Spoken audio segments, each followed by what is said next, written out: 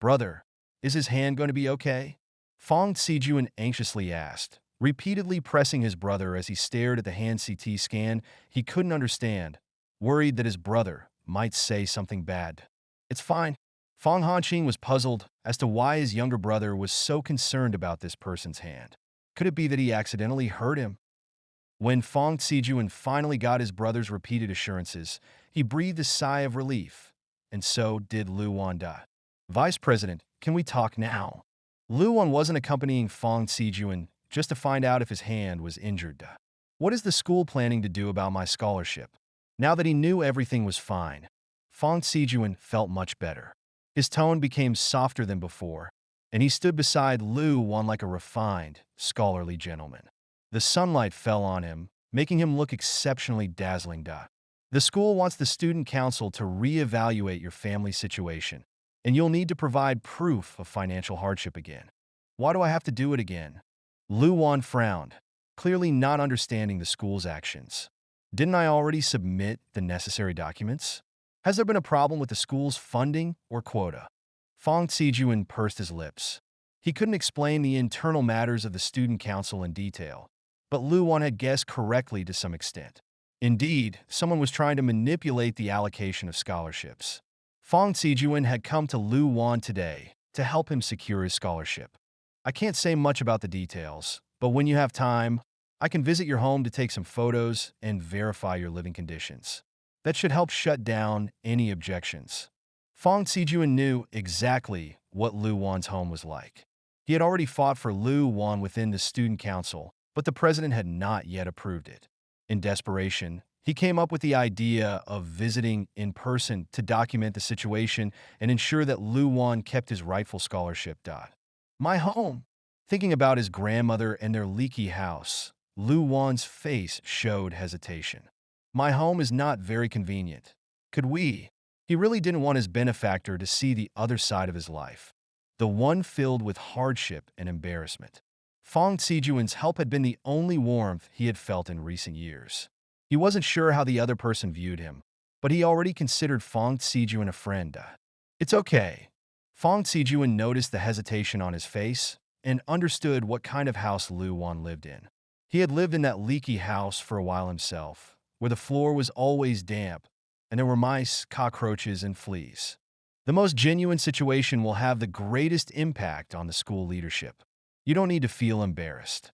If your family situation was good, I wouldn't be here asking you.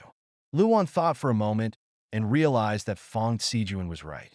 Fong Sijun had already seen him being chased by debt collectors. No matter how bad his situation was, Fong Sijun already had a rough idea, so there was no point in hiding it. Refusing his help out of a sense of pride would only cause him to miss out on much-needed support. Let's do it the afternoon after tomorrow. With the time set, Fong Sijun cheerfully bid Lu Wan farewell. As soon as he got into the taxi, he received a call from his brother. Sijun, tell me what's going on between you and that guy. The more Fong Hanqing thought about it, the more something seemed off. Fong Sijun wasn't the type to meddle in other people's business, so why was he so concerned about this person? He began to worry that his brother had actually injured the guy, but given the other's strong build, it didn't seem likely that Sijun could have won in a fight. Still uneasy, he called to ask, I'll explain when I get home.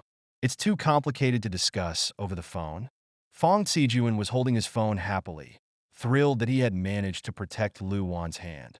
Brother, what do you think of him? His good mood made him more open, letting his thoughts slip out. What do you mean? Fong Hanqing was taken aback by the question. Fong Sijun hesitated to say more. This wasn't the time to get into it. His brother needed some time to process everything. It's nothing. I just wanted to ask how it's going with me moving out. Have mom and dad changed their minds? Don't even think about it. Fong Hanqing sighed at the mention of it, trying to persuade his brother.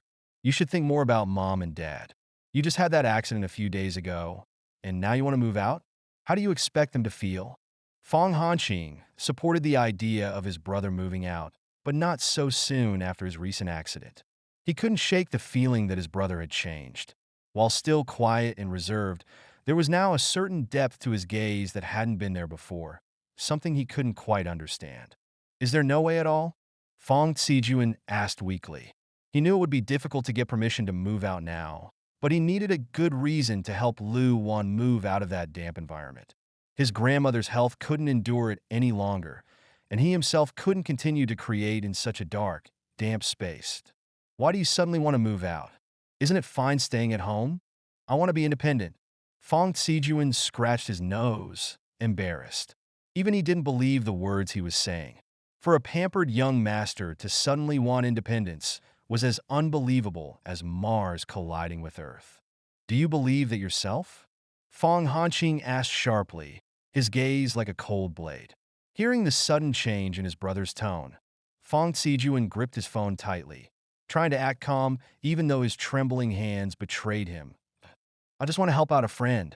The one who came by earlier? Fong Hanqing immediately made the connection. He knew there had to be more to his brother's sudden desire to move out. Given Fong Xijuan's delicate constitution and sensitive stomach, how could he possibly take care of himself outside the comfort of their home? There was no point in hiding it any longer. Deciding to just come clean, Fong Xijuan bit the bullet and admitted it. Yes, their family is struggling, and I want to help. Fong Xijuan briefly described Lu Wan's difficult family situation, making it sound as pitiful as possible, though he left out the part about Lu Wan being pursued by debt collectors. Everything else, however, was entirely truthful. Is that so? Fong Hanqing was moved by the story. If you really want to move out, I can talk to mom and dad, but I'll need to assess this person's character. I can't just hand you over to someone else's care without making sure they're trustworthy. Thinking about his brother's still recovering health, Fong Hanqing couldn't just let him go based on a few words. He needed to be sure before making any decisions. Don't worry, brother. Fong Xijuan cheered, almost jumping up in the taxi. He wasn't sure about everything, but he was completely confident in Lu Wan's character. Once he convinced Lu Wan to move, getting his brother's approval would be a breeze. On Friday afternoon, Fong Xijuan arrived at Lu Wan's classroom door with his camera, which he had prepared in advance.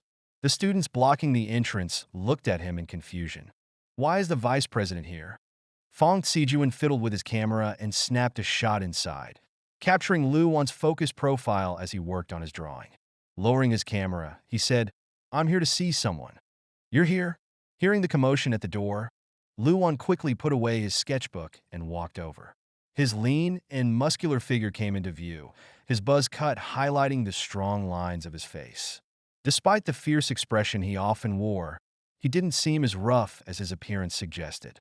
Yeah, Fong Xijuan nodded at him and pointed to his camera. Let's go. As they walked, Lu Wan said, You might have to sit on the back of my bike today. He had done some research and found out who Fong Xijuan really was, a young master from the prestigious Fong family. The contrast between their statuses couldn't be more stark, and Lu Wan couldn't believe someone like him would help out a commoner like himself. Smiling wryly, he wondered what was wrong with this young master that he'd bother with someone so beneath him. It's fine. Fong Xijuan smiled naturally, his eyes crinkling as he carefully cradled his camera, looking every bit like a young nobleman on an outing. It's good to experience different ways of getting around. He was intentionally giving Lu Wan an easy out to avoid any awkwardness. After all, it wasn't necessary to always take a private car. There was nothing wrong with riding on the back of a bicycle. Lu Wan thought about it, but still felt it wasn't right for a young master like Fong Xijuan to sit on the back of his bike. The bumpy road ahead might make it too uncomfortable for him. He pulled out his phone. I should just call a cab for you. No. Fong Xijuan quickly pushed his hand down. There's no reason I can't ride a bike. Don't waste money on a cab. Worried that Lu Wan might insist on calling a cab, he swiftly hopped onto the back of the bike, showing his precision by easily finding his spot without needing any guidance. However, there wasn't another old, broken bike like this one on campus. As Lu Wan got on the bike, he felt Fong Xijuan's warm body pressing against his back. The fine hairs on his neck brushed against the thin fabric of his shirt, tickling him slightly and stirring an unfamiliar emotion in his heart.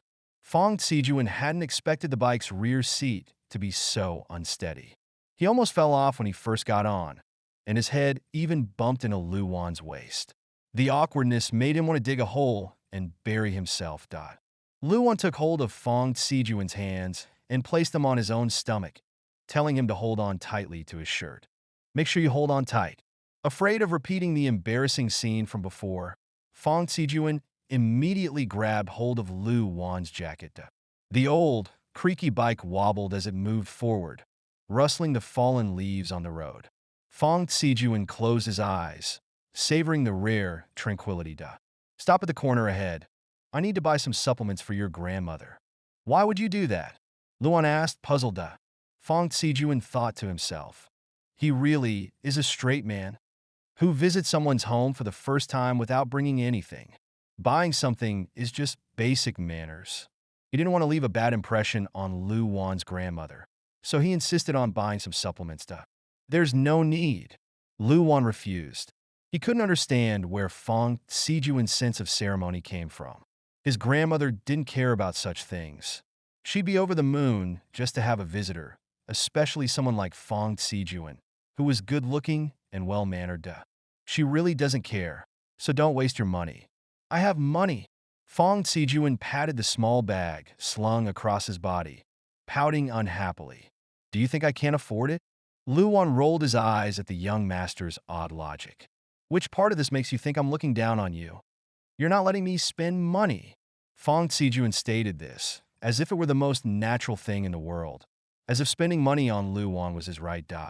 Hearing this, Lu Wan pulled the bike over and took out a few red bills, shoving them into Fong Sijuan's hand. I'll pay you back the 10,000 yuan you helped me with last time. Here's the first 1,000. I don't want it.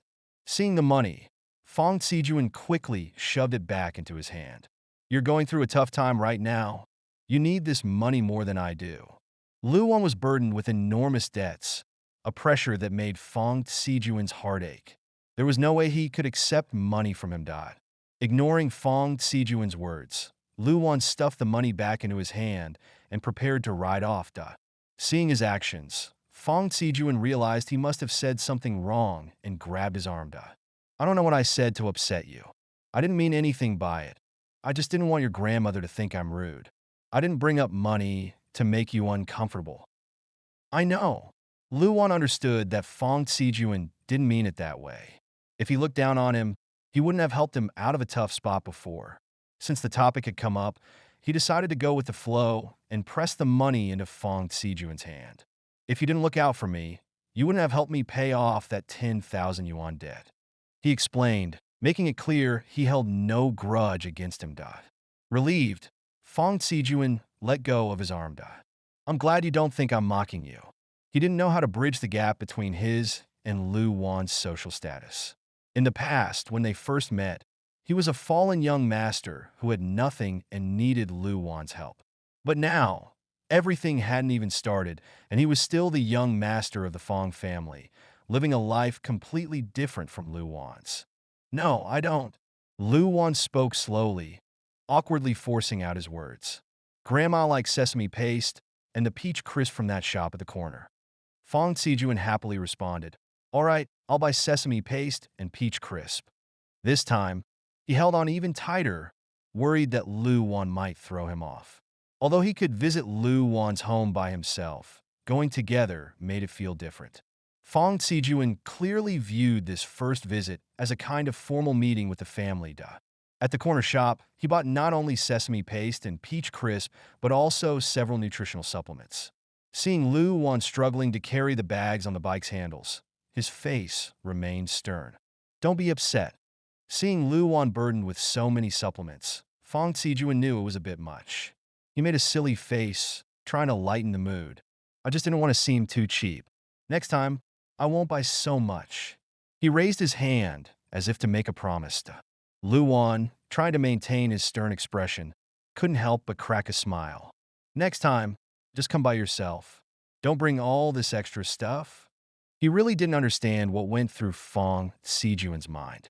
Buying things like gelatin, protein powder, astragalus, and nodo ginseng, those were expensive, and no one would even use them. Take those powders back with you. Grandma doesn't like that stuff. Swearing was one thing, but taking back gifts for an elder was another. No way. Fong Sijuan flatly refused. What's given to Grandma is hers. even if it goes to waste. I can't take it back.